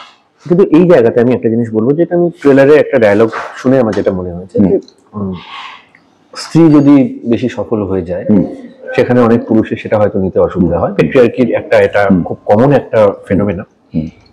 তোমার কি মনে হয় যে তুমি একজন খুব লিবারেল একজন মানুষ এবং তুমি প্রচুর মানুষের সঙ্গে কাজ করো, তোমার বিভিন্ন সেক্টরে বন্ধু বান্ধব রয়েছে, আজকে 2025-এ দাঁড়িয়ে তুমি তোমার পারিপার্শ্বিকটা যখন দেখো, তুমি কি এই রকমের পেট্রিয়ার্কি এখনো লক্ষ্য করো? মানে আমি সো কল যেটা একটা এডুকেটেড সোসাইটির, অবশ্যই যে তারা কি চায় না, যে অবশ্যই কেউই চায় না, বরং এই খেলাটা দুদিক দিয়ে খেলা হয়। একজন অত্যন্ত সাকসেসফুল বিজনেসম্যান হোক, ফিল্ম অ্যাক্টর হোক, কি যেই হোক, যে যার নিজের কমার্শিয়াল একটা পাওয়ার আছে, তার একটা সোশ্যাল স্ট্যাটাস কো আছে, তাদের দিকে অত্যন্ত গ্ল্যামারাস মহিলারা অ্যাট্রাক্টেড হয়ে থাকে। তাদের কেন এদেরও মনে হয় যে এদের সাথে যদি আমার বিবাহ হয় তাহলে এদের কমার্শিয়াল পাওয়ার, এদের সোশ্যাল স্ট্যাটাস কোথাও আমার নামের সঙ্গে যুক্ত হয়ে যাবে এবং আমিও একটা অ্যাডভান্টেজ নিতে পারবো। এমন একজন লোক সে তো এক্সপেক্ট করবে যে তার পার্টনার কি বউ, যে একটি গ্ল্যামার ফিল্ড থেকে আসছে, অত্যন্ত গ্ল্যামারাস, যে রিপ্রেজেন্ট করছে ওই এলিমেন্টস গুলো যেগুলো দেখে অন্য পুরুষের ঈর্ষা হবে, সেটা এক্সপেক্ট করবে যে সে ওইটা হয়েই থাকবে আমার কাছে, আমার একটা গ্ল্যামার রিপ্রেজেন্টেশন হয়ে থাকবে, আমার পার্সোনালিটি, আমার যে পৃথিবী, এখানে কমার্শিয়াল সাকসেস আছে, প্রফেশনাল সাকসেস আছে, সোশ্যাল সাকসেস আছে, কিন্তু আমার দরকার হচ্ছে গ্ল্যামারাস রিপ্রেজেন্টেশন, এই মহিলা নিয়ে আসবে। এবং সেখানে সেই মহিলাকে খুব সে সাপোর্ট করবে, তাকে হয়তো উপহার দেবে, তার জন্য হয়তো বুটিক খুলে দেবে, তার জন্য হয়তো চ্যারিটি খুলে দেবে, তার জন্য হয়তো শেল্টার হোম খুলে দেবে, ডগ শেল্টার হোম। তো সেই মহিলাটি এমন কিছু কাজ করবে যেটা কোনোভাবেই ভদ্রলোকের কমার্শিয়াল, প্রফেশনাল, কালচারাল স্ট্যাটাসকে থ্রেট করবে না, সেটাকে কোনোভাবে নিচে নামাবে না। তো সে সবসময় ওই দিকটাতে চলে যাচ্ছে, যেটা কোন রকম ভাবে ভদ্রলোকের নিজস্ব পাওয়ার ইকুয়েশনটাকে নাড়াচ্ছে না। এবং সেখানে সে মানে সে কিন্তু কেউ বলতে পারবে না যে সে নতুন কোম্পানি লঞ্চ করছে না, সে রাজনীতিতে যাচ্ছে না, সে চ্যারিটি, মাঝে মাঝে এনজিও, মাঝে মাঝে পার্টি, অ্যানিমাল শেল্টার, মাঝে মাঝে জুয়েলারি ডিজাইনিং আদি ইত্যাদি এই করছে। সে ইন্ডিয়ার সব থেকে বড় কর্পোরেটের ওয়াইফ হতে পারে, আবার সে একজন বড় বিউরোক্র্যাট কিংবা বড় টেকনোক্র্যাটের বউ হতে পারে। আমি যখন স্কুলে পড়াতাম, টিচিং থিয়েটার এডুকেশন পড়াতাম, তো স্কুলে বেশিরভাগ টিচারই মহিলা ছিল। স্কুলটা খুবই প্রোগ্রেসিভ স্কুল, সে মহিলারা ওখানে টিচার পড়াতে না। তো আমি অনেক সময় জিজ্ঞেস করতাম যে আপনি টিচিং প্রফেশন কি করে এলেন? আমি জবাব পেতাম, ম্যাক্সিমাম জবাব পেতাম যে খুব সুবিধার প্রফেশন, সকাল 7টা কি 8টা থেকে দুপুর 1টা কি 2টোর মধ্যে এটা শেষ হয়ে যায়, তারপর আমি বাড়ি চলে যেতে পারি, বাড়ি গোছাতে পারি, রান্না বান্না করতে পারি, কারণ হাজবেন্ড তারপর অফিস থেকে আসবে, তখন বাচ্চাদের আমাকে ওই অ্যাটেনশন দিতে হবে, হাজবেন্ডকে অ্যাটেনশন দিতে হবে, বাড়িকে অ্যাটেনশন দিতে হবে। তার জন্য একটা খুব সুবিধার প্রফেশন। ওই সকাল 8টা থেকে 8টা-2টো অবধি আমি এখানে স্কুলে রইলাম। বড় জোর পরীক্ষার সময় খাতা চেক করার কাজ, তার বেশি আমার কোনো প্রেশার নেই। এই কাজ আমার বাড়িতে ফেরত আসছে না। আমার হাজবেন্ড বিশাল বড় কোম্পানির বিশাল বড় ম্যানেজার কিংবা চেয়ারম্যান কি whatever, তার অনেক কাজ, তার অনেক বিজি শিডিউল, তার অনেক প্রেশার। সেই জন্য আমার জন্য এইটাই সব থেকে সুবিধের প্রফেশন। তো সেখানেও টিচিংকে স্ট্র্যাটেজি হিসেবে দেখছে। টিচিং এর উদ্দেশ্য যেটা মহৎ উদ্দেশ্য, টিচিং এর মধ্যে যে অ্যাম্বিশনটা আছে সেটাকে সে গুরুত্ব দিচ্ছে না। সে কিন্তু বলছে না যে আমি এই লেভেলে এডুকেশন ইনস্টিটিউশন খুলতে চাই, আমি সারা পৃথিবীতে ছড়িয়ে দিতে চাই, আমি এই করতে চাই, ওই করতে চাই না। সে বলছে অ্যাম্বিশনটা সেখানেও নেই। হ্যাঁ, সে বলছে আমার হাজবেন্ড, আমার বাড়ি, আমার বাচ্চা, এদের যাতে কোনো অসুবিধা না হয় তার জন্য এটা আমার সুবিধা, এই টিচিং প্রফেশনটা। আর এই ছবিতে আরো একটা পুরো জিনিস যেটা ভালো লাগলো, যে একটি ডায়লগ আছে যেটা সুদীপ্তাদির মুখী, যে একজন নারীর কি মা না হলে কি তার জীবনের সম্পূর্ণতা নেই। তো আজকে তো বিভিন্ন ভাবে মানুষ অনেক কথা ভাবেন। আজকে নতুন প্রজন্ম অনেক ক্ষেত্রে তারা বাচ্চা নেওয়ার বিপক্ষেই কাজ করছে, বেশিরভাগ ক্ষেত্রে তারা চায়ও না তাদের কোনো ইস্যু হোক। এইরকম জায়গায় আজকে এই 2025 তোমার কি মনে হয় যে এই যে পেরেন্টিং, অনেক ক্ষেত্রে আমরা দেখেছি যে এখানে এমন অনেক বাবা মাকে আমরা দেখি যারা হয়তো আদৌ পেরেন্ট হওয়ার যোগ্য নয়, তারা পেরেন্ট হয়ে বসে আছে। কারেক্ট। তার থেকে অনেকে আছেন যারা হয়তো মনে করছেন যে আমার বাচ্চা একটা, তাকে আমার সময় দেওয়াটাই সম্ভব নয়, আমার যে শিডিউল থাকে সেটা চেঞ্জ আমি করতে পারবো, দেন আমি কোনো রকমের ইস্যু নেওয়ার দিকে গেলাম না। তোমার কি মনে হয় যে এই ক্ষেত্রে আগে যে ব্যাপারটা থাকতো যে পারিবারিক একটা প্রেশার, এটা ওটা, এখন তো ব্যাপারটা অনেক অন্যরকম হয়ে গেছে। তুমি কি মনে করো যে মাতৃত্ব কি সব, যেটা আগে বলতো না যে নারীদের ক্ষেত্রে মাতৃত্বটা অবশ্যই আসা উচিত বা কিছু, তোমার কি মনে হয় এটা? আমার ঠিক যেরকম বলা হয় পুরুষ মানুষ কাঁদবে না, পুরুষ মানুষকে শক্ত সমর্থ হতে হবে, পুরুষ মানুষের শক্তি থাকবে, ফিজিক্যাল পাওয়ার হতে হবে, পুরুষ মানুষ সব রকম বাইরের রেসপন্সিবিলিটি নেবে। মেয়েদের ব্যাপারে সেই জিনিসটা বলা তো, মেয়ে মানেই মা মানেই দরদ, মা মানেই স্যাক্রিফাইস। মেয়ে মানে যে তার নিজস্ব একটা ইন্ডিভিজুয়াল হিউম্যান আইডেন্টিটি আছে, তার যে নিজস্ব অ্যাসপিরেশন, ডিজায়ার এন্ড অ্যাম্বিশন আছে, সেটা কখনোই গুরুত্ব দেওয়া হতো না। সেটা আজও দেওয়া হয় না। এটা আলাদা ব্যাপার যে অনেক মেয়েরা অনেক জায়গায় পৌঁছে গেছে যেখানে হয়তো সে পুরুষ মানুষ পৌঁছাতে পারছে না, সেটা আলাদা ব্যাপার, সেগুলো ইন্ডিভিজুয়াল কেস। সুনিতা উইলিয়ামস স্পেসে চলে যাচ্ছে, ওখানে এতদিন স্পেসে থাকছে, তার সঙ্গে তো তার হাজবেন্ড যাচ্ছে না, একদমই। তার হাজবেন্ড হয়তো অত্যন্ত বোরিং কাজ করছে, তাই না? সে অনেক বেশি ইন্টারেস্টিং এক্সাইটিং কাজ করছে। মেরিল স্ট্রিপ যখন গিয়ে তার 3rd অস্কার নিচ্ছে, তার হাজবেন্ড তো নিচ্ছে না, তার হাজবেন্ড ওখানে বসে হাততালি বাজছে। তো কিছু কিছু ইন্ডিভিজুয়ালস অবশ্যই তাদের নিজের আইডেন্টিটিকে অনেক উপরে নিয়ে যাচ্ছে। সিরিনা উইলিয়ামস যখন উইম্বলডন জিতছে, তার হাজবেন্ড তো জিতছে না, তার হাজবেন্ড সাইড থেকে হাততালি দিচ্ছে বাচ্চাকে কোলে নিয়ে। তো এই এক্সেপশনস গুলো তো রয়েছে, বাট বাই অ্যান্ড লার্জ এখনো মেল অর্ডার, মেল ইগো এবং মেল অ্যারোগেন্স বলে থাকে যে পুরুষ মানুষের দায়িত্ব বাইরে, সে আউটার ওয়ার্ল্ডকে কন্ট্রোল করবে, মহিলা ইনার ওয়ার্ল্ডকে কন্ট্রোল করবে। আর তারা বাইরে বেরিয়ে কাজ করতে পারে, কিন্তু ইনার ওয়ার্ল্ডটা যেন আপসেট না হয়। পুরুষ মানুষ যখন বাড়িতে ফেরত আসবে, সে যেন পরিষ্কার বাড়ি পায়, গোছানো বাড়ি পায়, ওয়েল বিহেভ বাচ্চা পায়, বুঝলে তো, শ্বশুর শাশুড়ি যেন সুখে থাকে, এক্সেট্রা এক্সেট্রা এক্সেট্রা। আর আরেকটা জিনিস এখন খুব বেশি করে উঠে আসছে, এই শ্বশুর শাশুড়ির কথা বলতে মনে পড়লো আমার, যেটা রিসেন্টলি আমি অনেক ক্ষেত্রে দেখছি যে বয়স্ক বাবা মা যারা, তাদের থাকার জায়গা আছে কিন্তু তাদের সঙ্গে থাকার কেউ নেই, ছেলে বউ কি মেয়ে সবাই বিদেশে থাকে। ঠিক এখানে বিভিন্ন রকমের বৃদ্ধাশ্রম হয়েছে, এখন অনেক মানে আধুনিক বৃদ্ধাশ্রম হয়েছে যেখানে তাদেরকে শিফট করিয়ে দেওয়া হচ্ছে।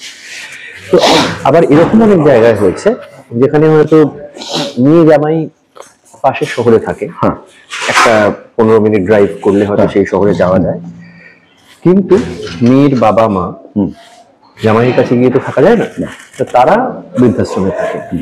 তো মেয়ে জামাই তাদের সঙ্গে 2 সপ্তাহে একদিন করে এসে দেখা করে যাচ্ছে। এইখানে এই যে ব্যাপারটা, যে হাজবেন্ডের মানে ছেলেটির বাবা মায়ের কাছে মেয়েটি থাকতে পারবে, কিন্তু মেয়েটির বাবা থাকতে পারবে না, এই যে জিনিসটা, এইটাও তো বোধহয় ব্রেক করার টাইম এসেছে। এটা কিছুটা তো ব্রেক হয়েছে। এখন ওইরকম স্ট্রাকচার তো শহরে নেই যে মেয়ের পেরেন্টসরা থাকতে পারে না। অনেকে বাই চয়েস থাকেন না। বেশিরভাগ বাড়ি এখন সিঙ্গেল ইউনিট ফ্যামিলি হয়ে গেছে। এখন তো আর জয়েন্ট ফ্যামিলি নেই, কেউই শ্বশুর শাশুড়ির সঙ্গে সেভাবে থাকে না। শ্বশুর শাশুড়িরাও সেটা বোঝে যে আমাদের দুটো আলাদা দুনিয়া, এটাকে ওভারল্যাপ করা চলবে না।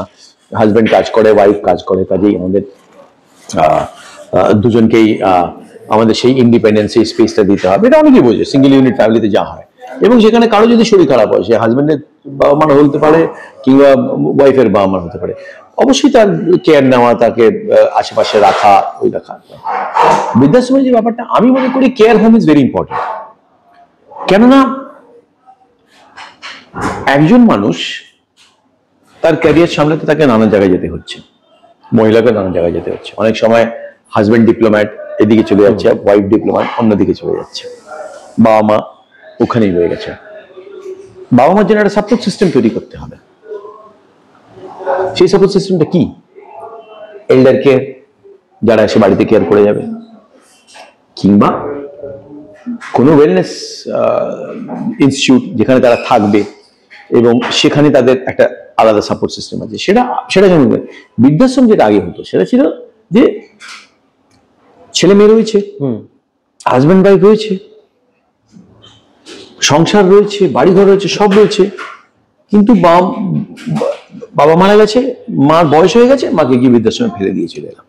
সেটা তো বদলেই, সেটা একটা আলাদা জিনিস ছিল, সেটা একটা অত্যন্ত ইনসেনসিটিভ জিনিস ছিল।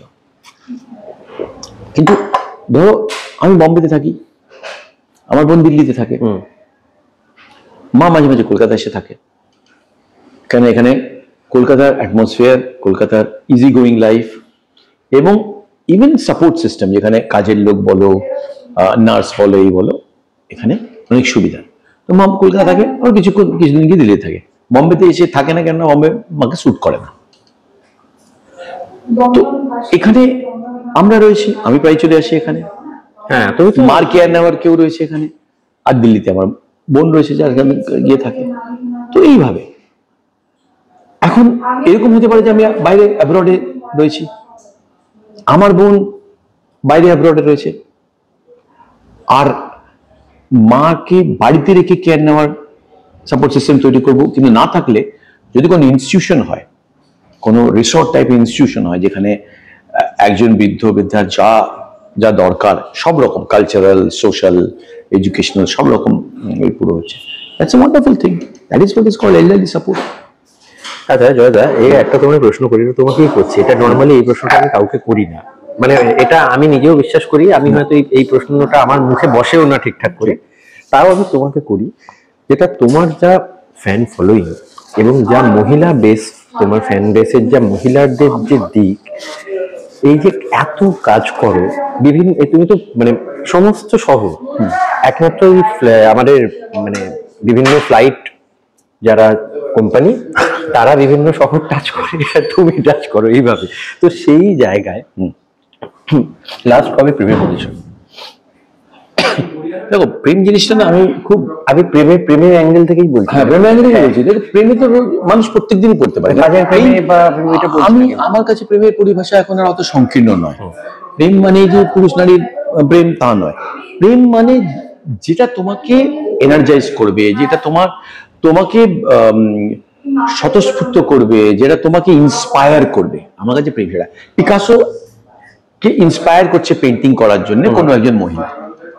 পিকাসো তার সঙ্গে তার রিলেশনশিপ নাও হতে পারে, বিবাহ নাও হতে পারে, কিন্তু মিউজ তাকে ইন্সপায়ার করছে। এম এফ হোসেন মাধুরী দীক্ষিতকে সেন্টার করে পেন্টিং করছে, তার এম এফ হোসেন মাধুরী দীক্ষিতকে ভালোবাসতো, কিন্তু তার মানে কি M F Hossain Madhuri Dixit relationship তৈরি করছে? না। প্রেম নানান রকমের হয়। আমি প্রেমের জায়গায় এখন সবকিছুকে ধরতে রাজি আছি। আমি প্রকৃতি প্রেমী, প্রকৃতির প্রতি আমার বিশাল একটা টান রয়েছে। আমি এনভায়রনমেন্ট নিয়ে ভীষণ প্যাশনেট, তাই জন্য হ্যাঁ, তোমার ওই আমি ভীষণ প্যাশনেট এনভায়রনমেন্ট নিয়ে। আমি পশুপ্রেমী টু ভেরি লার্জ এক্সটেন্ট। একটা পেট যে ধরনের প্রেম ভালোবাসা আনকন্ডিশনাল আমাকে দেয়, আমার বাবা মাও সেরকম দিতে পারে না, ঠিক আছে? ভীষণ প্রেমী। আর অবশ্যই আমি নারীকে, শুধু অন্যরা নারীকে পুজো করে, আবার নারী নির্যাতন করে। আমি না পুজো না নির্যাতন, এর মধ্যে নেই। আমি রেসপেক্টটাকে প্রেম বলে ধরি। একদম রেসপেক্ট। একজন নারীকে প্রথমে আমি অ্যাজ এন ইন্ডিভিজুয়াল দেখি, একজন মানুষ, একজন ইন্ডিভিজুয়াল, আর তার এসেনশিয়াল আইডেন্টিটিটাকে আমি রেসপেক্ট করি। যে সে খুব সুন্দর রান্না করে, এটা একটা আইডেন্টিটি। সে খুব সুন্দর থ্যাংক ইউ মোমবাতি বানায়, সেটা একটা আইডেন্টিটি। সে খুব সুন্দর গান করে, সেটা একটা আইডেন্টিটি। এটা প্রত্যেকটা একটা আইডেন্টিটি, তার অ্যাডিশনাল আইডেন্টিটি। তার সঙ্গে সে একজন ভালো মা হতে পারে, ভালো বউ হতে পারে, ভালো কি বলে টিচার হতে পারে, গাইডেন্স হতে পারে, সব হতে পারে। একজন মহিলার মধ্যে এতগুলো আইডেন্টিটি থাকে। আমি ওই রেসপেক্টটাকে প্রেম হিসেবে ধরি। আমি যদি একজন মহিলাকে রেসপেক্ট না করি, তাহলে আমি তার প্রতি আমার প্রেম হতে পারে, এটা আমার জায়গা। আমি ওই ইনস্টাগ্রাম দেখে প্রেমে পড়ার পক্ষপাতী নয়, সেটা পক্ষপাতী না, আমি সেরকম ছেলেই নই যে ইনস্টাগ্রামে মুখ দেখে প্রেমে পড়ে গেলাম। মুখ দেখে প্রেমে পড়া, অবশ্যই সৌন্দর্য সবাইকে অ্যাট্রাক্ট করবে। একটি সুন্দরী মহিলাকে দেখে তুমি দেখবে, এবং কেন দেখবে না? তুমি একটা সুন্দর বইয়ের কাভার দেখে যেমন বইটাকে তোলো, তুমি যখন একটা সুন্দর বাড়ি দেখে যেমন দাঁড়িয়ে বলো সুন্দর বাড়িটা, তেমনি একজন সুন্দর পুরুষ মানুষকে, মহিলাকে দেখে তুমি দাঁড়িয়ে বলো বাহ কি সুন্দর। কিন্তু তার আইডেন্টিটি কি, কোন জিনিসটা তাকে রিপ্রেজেন্ট করছে, সেটা আমার কাছে বিরাট বড়। এবং সেখান থেকে আমার সো কল্ড রেসপেক্ট, আর সেই রেসপেক্ট থেকে আমার প্রেম, এবং সেখান থেকে ইন্সপিরেশন। তো প্রেম, আমার জীবনে প্রেম, বেশিরভাগ প্রেম ওয়ান সাইডেড প্রেম, আর আমার তাতে কোনো প্রবলেম নেই। আই লাইক দ্যাট, যে আমি কাউকে অ্যাডমায়ার করি, কাউকে রেসপেক্ট করি, আর 1 বছর 20, 25, 30 বছর ধরে কাউকে রেসপেক্ট করে যাচ্ছি, কারো প্রেমে থাকবে না। হয়তো সে জানে না, কিংবা সে জানে কিন্তু সে কিছু করতে পারবে না, দ্যাট ইজ ফাইন। যেমন আপামর ভারতবাসীর রেখার প্রতি একটা প্রেম আছে, অফকোর্স আছে। সেটা আমার কত টিচার, প্রফেসর, থিয়েটার প্র্যাকটিশনার, কত এরকম রয়েছে, যারা যখন কথা বলছে, যারা যখন কিছু শেখাচ্ছে, আমি হা করে তাদের দেখে আসি, পাগলের মতো রেসপেক্ট করি, পাগলের মতো তাদের আমি অ্যাট্রাক্টেড। কিন্তু তার মানে এই নয় যে সেটাকে আমাকে কোনো পরিণতি দিতে হবে, তার মানে এই নয় যে এটাকে আমার কোনো স্ট্রাকচার দিতে হবে। একদম, এটা তো আমার নিজের ইমোশন, নিজের অনুভূতি।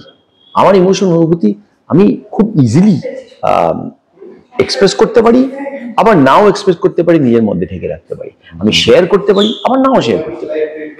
এই তো অত্যন্ত স্বতঃস্ফূর্ত জিনিস। সেটা আর তুমি নিজেকে যদি তোমাকে রেট করতে বলি, হ্যাঁ, তুমি নিজেকে হাজবেন্ড হিসেবে কত দেবে? 10? 2-3। কেননা আমি কনভেনশনাল ওইটাতে বিশ্বাস করি না। যে কনভেনশনাল যে রিলেশনশিপ হয়, আমি সেটাতে বিশ্বাসী নই। আমি কনভেনশনাল ইনস্টিটিউশন অফ ম্যারেজে বিশ্বাসী নই। আমি বিশ্বাসী পার্টনারশিপে। একদম, আমি বিশ্বাসী যে আমি কারো জীবনে এলে, কিংবা কেউ আমার জীবনে এলে, তার ভালো হবে, তার আর আমার ভালো হবে, এটাতে বিশ্বাসী। আমি শুধু দায়িত্ববোধ, শুধুই বাড়ির মধ্যে কিছু লাইন ড্র করে ফেলবো, ভাই 1 মিনিট, শুধু কয়েকটা লাইন ড্র করে রাখবো যে আমার তোমার রিলেশনশিপ মানে এই, এর মধ্যে এটা আসবে না, এটা আসবে, ওটা, এতে আমি বিশ্বাসী নই। আমি কমপ্লিটলি ফ্রি, আনস্ট্রাকচার্ড, স্পন্টেনিয়াস একটা রিলেশনশিপে বিশ্বাসী, যেখানে রোম্যান্সও থাকতে পারে, সেখানে ডিউটিও থাকবে, যেখানে অ্যাম্বিশনও থাকবে, যেখানে ডিজায়ারও থাকবে, আবার যেখানে সাংঘাতিক রকম সাপোর্ট, নিজেদের সাপোর্ট করার জায়গাটা থাকবে, নিজেকে কমপ্লিমেন্ট করার জায়গাটা থাকবে। আমি কমপ্লিমেন্টারি রিলেশনশিপে বিশ্বাসী, যেখানে আমি তাকে কমপ্লিমেন্ট দেব, সে আমাকে কমপ্লিমেন্ট দেবে। তাকে আমি তুলে ধরবো, সে আমাকে তুলে ধরবে। আমি কম্পিট করব না, পাল্লা দেব না, আর আমি রোল গুলোকে ডিফাইন করবো না যে আমার রোল এটা, তোমার রোল এটা, তোমার রোল এটা, আমার রোল। আমি কনভেনশনাল রোলে বিশ্বাসী নই। রোল ক্ষেত্রে তো ইন্টারচেঞ্জেবল না, সত্যি কথা বলতে ইনস্টিটিউশনাল ম্যারেজ আমাকে এই জন্য স্যুট করে না, বিকজ আমি রোলে বিশ্বাসী নেই। ম্যারেজে তোমাকে রোল প্লে করতে হয়। 99.9% ম্যারেজেস আর 99.9% আর কম্প্রোমাইজেস, 0.1% হতে পারে যেটা খুবই successful marriage.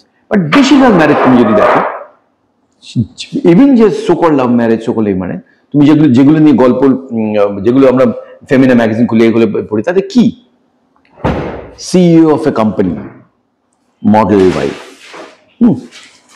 businessman, successful businessman, successful restaurant runner, boutique runner.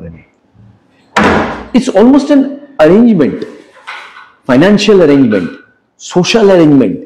একই ক্লাসে, একই কাস্টে, একই প্রোফাইলের লোকজন হয়ে আসছে।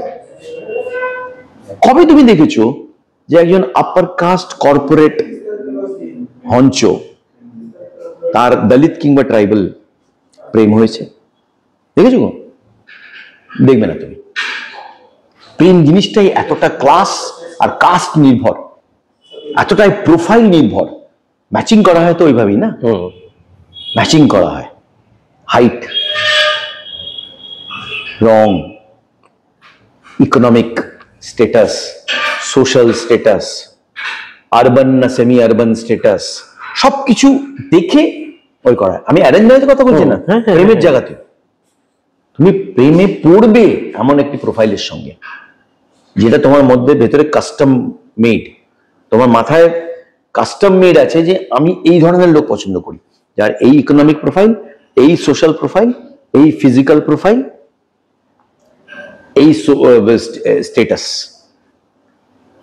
তখন তুমি এই এই এই গুটিকতক লোকের প্রেমে পড়বে তুমি। তারা এই প্রত্যেকজন এই ক্যাটাগরির মধ্যে পড়বে। তার মধ্যে তুমি বলবে যে না, এই লোকটা ক্যারেক্টার বেটার, এই লোকটা ক্যারেক্টার একটু খারাপ, এই লোকটা আমাকে হাসায়, এই লোকটা বড় গম্ভীর, এসব তুমি বলতে পারো। বাট ওই প্রোফাইল, ইকোনমিক অ্যান্ড সোশ্যাল প্রোফাইলটাই হচ্ছে মেইন। তবেই গিয়ে তুমি প্রেমে পড়ছো। খুব কম হয় যে আমি বলবো যে প্রচন্ড বেশি ক্লাস ডিফারেন্স, প্রচন্ড বেশি কাস্ট ডিফারেন্স, খুব কম। রিসেন্টলি তোমারই হটস্টারে একটা শর্ট ফিল্ম দেখেছিলাম, যেখানে তুমি অ্যাংরি ইয়ং ম্যানের একটা, মানে অ্যাংরি ইয়ং হাজবেন্ড বলা যেতে পারে, কিন্তু ব্যক্তি জীবনে তুমি একদমই সেটা নয়। না, পর্দায় নিজেকে যখন অ্যাংরি রূপে দেখো, ওটা তো তোমার কোভিড এর সময়, লকডাউনের সময় অনেক কাপলসরা ভায়োলেন্স ফেস করেছে পরস্পরের থেকে। মানে ওই আটকে গেছে 6 মাস 8 মাস, একসাথে থাকেনি ওইভাবে কোনোদিন, 8 মাস আর কিছু দেখছে না, শুধু নিজেদের মুখ, ভায়োলেন্স বেরোচ্ছে তাদের মধ্যে থেকে। সেটাকে নিয়ে এটা হয়েছিল একচুপ, এই শর্ট একচুপ যেটা। হ্যাঁ, তো নিজেকে যখন এমনিতে তুমি ওই জায়গায় দেখো, যখন সিনেমাগুলো দেখো, তুমি তো একদমই অ্যাংরি ইয়াং ম্যান। তোমাকে কি কখনো, মানে তোমার ব্যক্তিগত পরিসরে, আমি শুধু মানে তোমার ফ্যামিলি বা বন্ধু বান্ধব, তোমাকে এরকম অ্যাংরি অবতারে দেখা গেছে? হ্যাঁ, আমার টেম্পার তো আছেই, ছিল, আমার ইগো ছিল, ইগোটাকে আমি কন্ট্রোল করার চেষ্টা করি, তার মানে পুরোপুরি এলিমিনেট করে দিয়েছি পেরেছি সেরকম তো নয়। টেম্পারটা আমার ডেফিনেটলি ছিল, সবারই টেম্পার থাকে, কিন্তু টেম্পারকে কন্ট্রোল করতে হয়। টেম্পার কোথায় দেখাবে সেটার একটা, তোমাকে এইখানে টেম্পার দেখালে পরে কিছু ভালো কাজ হবে। আমার টেম্পার কি সোশ্যাল টেম্পার, পলিটিক্যাল টেম্পার। কোথাও যদি ইনজাস্টিস দেখি আমার রাগ হয়, সেটা তুমি তোমার সোশ্যাল মিডিয়াতে প্রকাশ করো। এখনো, আগে বেশি হতো, আগে সাংঘাতিক হতো, এখনো হয়। রাগ হয় আমার কোন রকম শোষণ দেখলে পরে, রাগ হয় আমার যখন মানুষ মানুষকে ঘেন্না করে, রাগ হয় আমার যখন মানুষ মানুষের থেকে তার প্রাপ্য জিনিস ছিনিয়ে নেয়, আমার রাগ হয়, হবে, কেন হবে না? আর ওটা যোগ্য রাগ, সেই রাগ থেকেই বিচার হয়। কিন্তু পার্সোনাল যে রাগের ব্যাপারটা, সেটা হয় না। ক্ষুণ্ণতা হতে পারে, রাগ করে তো, পার্সোনাল রাগ করে তো কিছু পাবো না, ক্ষুণ্ণতা হতে পারে। একদম শেষে এসে তোমাকে একটা কথা জিজ্ঞাসা করি, যেটা কোট আনকোট সমস্ত ইন্ডাস্ট্রির যারা বড় বড় মাথা, অনেকেই এটাকে মেনটেন করে চলেন যে তারা এখন অনেক কিছু বলতে গেলে ভাবেন যে কোনোভাবে তারা মার্কড হবেন কিনা, তারা কিছু করতে গেলে ভাবেন, তারা বিভিন্ন লবির মধ্যে ঢুকতে চান না, কোনোভাবে মার্ক হয়ে যাওয়ার ব্যাপার থাকে বলে। কিন্তু তোমাকে আমরা সবসময় দেখেছি যে সারা ভারতবর্ষে যেখানে যা যা হচ্ছে, যেগুলো হয়তো মানব সমাজের জন্য খারাপ, সাধারণ একজন মানুষের নজরে সেটা খারাপ লাগছে, তুমি সেখানে একজন সেলিব্রিটি হিসেবে না, তুমি একজন সাধারণ মানুষ হিসেবে রিয়াক্ট করো, এবং তোমার সোশ্যাল মিডিয়ার টাইমলাইন তাই বলে। তুমি তো প্রফেশনাল অ্যাক্টর, এমন নয় যে তোমার ব্যক্তিগতভাবে অন্য কোনো পেশা আছে যেটা তোমার নেশা। তোমার কখনো এটা মনে হয় না যে এত লোক, অনেক স্টার সুপারস্টারও তো পিছিয়ে গেল, তাহলে আমাকে তো কাজ করেই খেতে হয়, তাহলে আমি সমস্ত ক্ষেত্রে আমার যে পক্ষ নেওয়া, সেই পক্ষটা নিয়ে বিপদে পড়তে পারি বা কিছু, এটা কখনো ভেবেছো? আমাকে অনেকে ওয়ার্ন করেছে, আমার সুচিন্তকরা সবসময় আমাকে বলে থাকে যে এটা বলিস না, এটা করিস না, এতটা করিস না, এটা করিস না, দেখা যায় না। দেখো, স্টারদের অনেক দায়বদ্ধতা আছে, স্টারদের ফ্যান্সের প্রতি দায়বদ্ধতা আছে, স্টারদের ইন্ডাস্ট্রির কমার্সের প্রতি দায়বদ্ধতা আছে, ইনভেস্টরদের প্রতি দায়বদ্ধতা আছে, ঠিক আছে, ডিস্ট্রিবিউটরদের প্রতি দায়বদ্ধতা, তাদের অনেক রকম দায়বদ্ধতা আছে। আমার সেই দায়বদ্ধতাগুলো নেই। আমার দায়বদ্ধতা হচ্ছে আর্টিস্টিক দায়বদ্ধতা। আর আমি মনে করি আর্টিস্ট হবে স্বাধীন চেতা।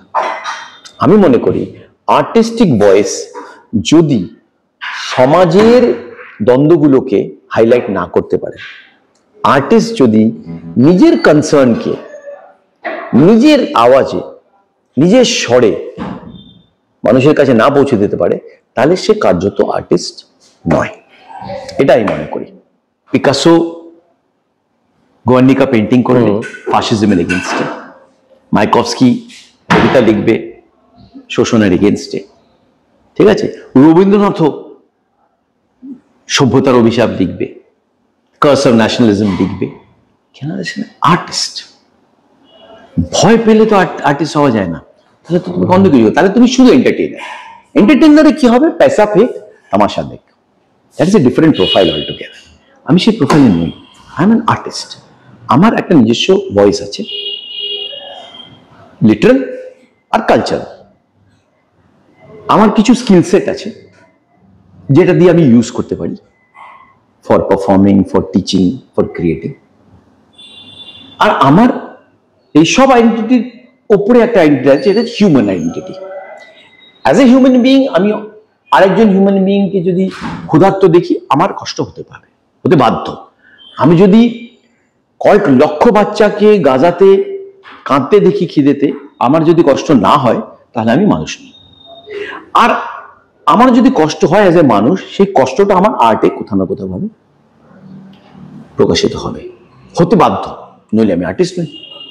তো আমি এই আইডেন্টিটিগুলোকে কি করে সরিয়ে রাখবো? আমি কি বলবো না, ওই লক্ষ লক্ষ ক্ষুধার্ত বাচ্চার কান্না দেখি আমি খুশি হচ্ছি, আমি সুখে ঘুমাতে পারছি, আমি ভালো থাকতে পারছি? না, আমি পারছি না। ইনফ্যাক্ট আমি যখন খাচ্ছি আর ভালো খাবার খাচ্ছি, তখনও আমি এটা ভুলতে পারবো না যে এই সময় যে আমি ভালো খাবার খাচ্ছি, ঠিক এই সময় 40,000 বাচ্চা গাজার হাতে খালি থালা নিয়ে কাঁদছে, তাদের দিকে কিছু ফুড প্যাকেট ফেলা হবে, তারা ছুটবে, তাদের গুলি করে মারা হচ্ছে। আমি সেটা অ্যাজ এ মানুষ হিসাবে কি করে সেটা অ্যাকসেপ্ট করবো? আর সেটা যদি আমি অ্যাকসেপ্ট করে নিই, তাহলে মানুষ নই, আর্টিস্ট তো নই বটেই। তো আমার দায়বদ্ধতা অ্যাজ এ মানুষ, age N artist, not just age N entertainer or star. স্টারের দায়বদ্ধতা একদম আলাদা। যেটা বললাম, ইনভেস্টরের প্রতি, ডিস্ট্রিবিউটরের প্রতি, মার্কেটের প্রতি তাদের দায়বদ্ধতা আছে। কাজে তারা চুপ করে যায়, চুপ করে থাকে পাবলিকলি।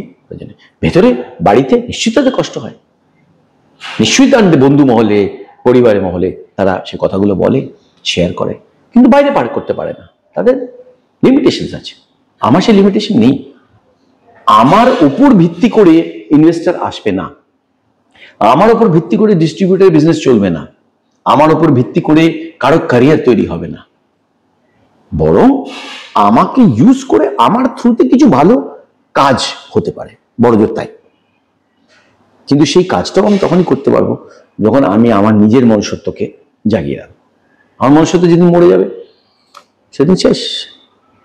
আর একদম শেষ প্রশ্ন, এই যে একজন মানুষ হিসেবে তোমার যে দায়বদ্ধতাটা, মানুষের দায়বদ্ধতা নয়, এটাই মানুষের রিয়াক্ট করার ধরন, সেই জায়গা থেকে তোমার যে নাটকের মঞ্চ, এই সারা পৃথিবীতে যে একটা লিটারেলি একটা সারা পৃথিবীতে একটা আনরেস্ট, সেই সব কিছুকে নিয়ে তোমার যে আর্টিস্টিক যে সত্তা, আর্টিস্ট সত্তা, যেটা মঞ্চে কি তোমাকে কিছু নিয়ে আসবার জন্য খোঁচা দিচ্ছে, যে এমন কিছু একটা মানে নতুন আমি তো কিছু?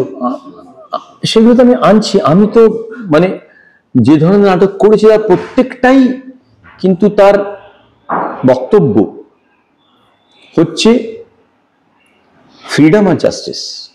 সেটা আর্টিস্টিক ফ্রিডম জাস্টিস হতে পারে ডান্স লাইক এ ম্যান, সেটা সোশ্যাল ফ্রিডম অ্যান্ড জাস্টিস হতে পারে কন্যাদান, সেটা স্পিরিচুয়াল ফ্রিডম অ্যান্ড জাস্টিস হতে পারে গান্ধীর উপর নাটক স্যামি। কিন্তু প্রত্যেকটা নাটক কোনো না কোনো ভাবে ফ্রিডম অ্যান্ড জাস্টিস এই দুটো স্পেসের মধ্যে আছে। আমি অক্টোবর থেকে শুরু করব জেন কথা বলে একটা নাটক, যেটা বোধিসত্ত্বার উপর। আচ্ছা, বোধিসত্ত্বা যে বুদ্ধিজমকে নিয়ে ইন্ডিয়া থেকে চায়না গেছিল। বোধিসত্ত্বা কি নিয়ে গেছিল?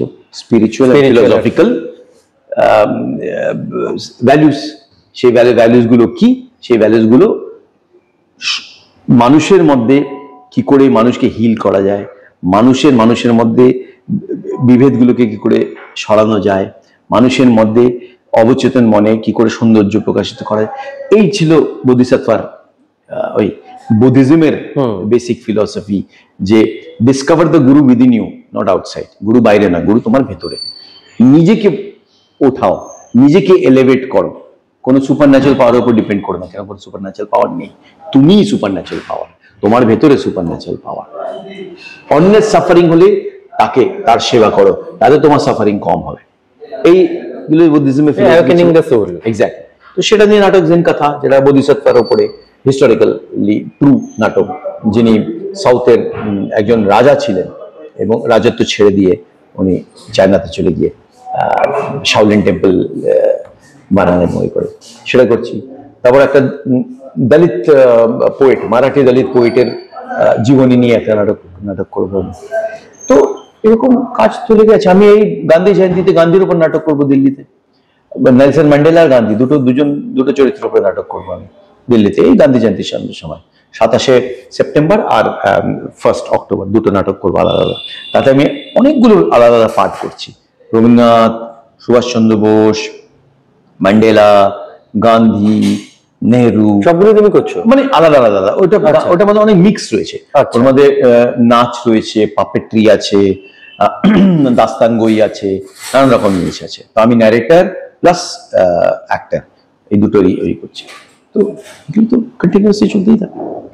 আর একটুখানি শেষে দর্শকদের বলে দাও যে যারা তোমাকে ওটিটিতে এবং সিনেমা পর্দায় দেখতে চান, তারা কিসে কিসে তোমাকে দেখবেন? আমার পরবর্তী কাজ যেটা আসবে অ্যামাজন MX এ, তার নাম হচ্ছে দ্য টাইটান স্টোরি। এটা হচ্ছে টাটা গ্রুপ, JRD টাটার সময় তারা স্বপ্ন দেখেছিল যে ইন্ডিয়া গ্লোবাল ইনোভেশন ফিল্ডে ইন্ডিয়া কোথাও না কোথাও কম্পিট করবে। সেটা তারা টাইটান ঘড়ি দিয়ে কম্পিট করেছিল ইন্টারন্যাশনাল লেভেলে। প্রথম ওয়ার্ল্ড ক্লাস ঘড়ি ছিল টাইটান ঘড়ি, ইন্ডিয়া থেকে এসেছিল। ততদিন টাইটান ঘড়ির আগে পর্যন্ত কেউ বিশ্বাস করতো না ইন্ডিয়াতে টেকনোলজিক্যাল ইনোভেশন হতে পারে, তারা বিশ্বাস করতো না, আর ইন্ডিয়াকে ধর্তব্যের মধ্যে নিত না। JRD টাটার ভিশন, JRD টাটার রাইট হ্যান্ড ম্যান জেরেক্সের দেসাইয়ের ভিশনে এটা শুরু হয়। তো এই ভিশনটা নিয়ে একটা সিরিজ তৈরি হচ্ছে, দ্য টাইটান স্টোরি। এতে নাসিরুদ্দিন শাহ JRD টাটা রোল করছে, জেমস স্যার জেরেক্সের দেসাইয়ের পার্ট করছে, আমি টাইটানের চেয়ারম্যান গোপালনের পার্ট করছি। এটা পরবর্তী অ্যামাজন MX এ আসবে। আর ব্ল্যাক ওয়ারেন বলে একটা সিরিজ আসছে নেটফ্লিক্সে, এসেছিল, খুব নাম করেছিল, তার দ্বিতীয় সিজন এখন শুরু হবে, সেটা আসবে। সঞ্জয় লীলা বানসালির প্রোডাকশনে, রবি উদ্যাবরের ডাইরেকশনে একটা খুব সুন্দর রোমান্টিক কমেডি। বাসু চ্যাটার্জি যে ধরনের ছবি বানাতেন, বাতো বাতো মে, চিচ্চোর, খাট্টা মিঠা, ওই গোছের একটা রোমান্টিক কমেডি, সেই ছবিটা আসছে খুব শিগগিরই। বাংলাতে দুটো ছবি আসছে, অহনা 5 সেপ্টেম্বর, অসাধারণ ছবি। তারপরে আরেকটা ছবি আসবে যেটা এখন ফেস্টিভ্যাল সার্কিটে ঘুরছে, তার নাম হচ্ছে পাখিওয়ালা। সেটার ডাইরেক্টর নাম হচ্ছে ডক্টর রুদ্রজিৎ রয়। দুটো ছবি অত্যন্ত ভালো সিনেমার ব্র্যাকেটে পড়ে। পাখিওয়ালা একটা ইন্ডিপেন্ডেন্ট আর্ট হাউস সিনেমার ব্র্যাকেটে পড়ে, আর অহনা একটা পার্সোনাল ইমোশনাল সিনেমার এক্সপ্রেশনের মধ্যে পড়ে। এই দুটো বাংলা ছবি আসছে, তো দেখতে থাকুন। বুঝতেই পারলেন যে এখন জয়দার হাতে যে যে কাজগুলো রয়েছে সেটা আপনারা একের পর এক দেখতে পারবেন। আর জয়দার সঙ্গে সবসময় আমার ব্যক্তিগতভাবে কথা বলতে খুব ভালো লাগে। আমাদের একটা ছোট্ট গ্রুপ আছে, আমরা গ্রুপে সবসময় বলি যে জয়দা এলে একবার দেখা করা দরকার, কারণ জয়দার সঙ্গে বসে কথা শুনতে বেশি ভালো লাগে। তো সেটা আপনারাও নিশ্চয়ই বুঝতে পারলেন যে জয়দার সমস্ত বিষয় নিয়ে খুব গুছিয়ে কথা বলেন। তবু আজকের এপিসোডটা এখানেই শেষ করতে হচ্ছে। আর আপনারা অবশ্যই পরপর যে যে কথাগুলো বলে গেলেন ছবির, সেইগুলো দেখবেন। নমস্কার। নমস্কার।